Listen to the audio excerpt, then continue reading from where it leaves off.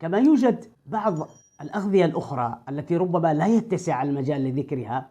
على سبيل المثال الموز قد يبدو للبعض غريبا أنه يساعد في التهابات الحلق، لكن هناك خاصة تميزه وهو سهل البلع أيضا للذين يشتكون من آلام أثناء البلع في الحلق. كما أن الموز يحتوي على عناصر غذائية كثيرة، ونحن تحدثنا أيضا عن ذلك في بحث مفصل حول الموز.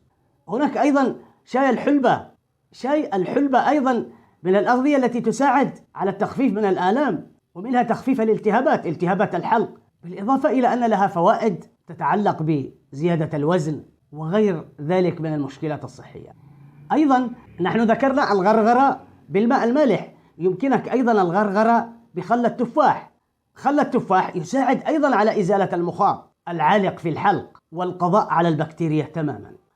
يمكنك أيضا حتى استنشاق بخار الماء لوحده،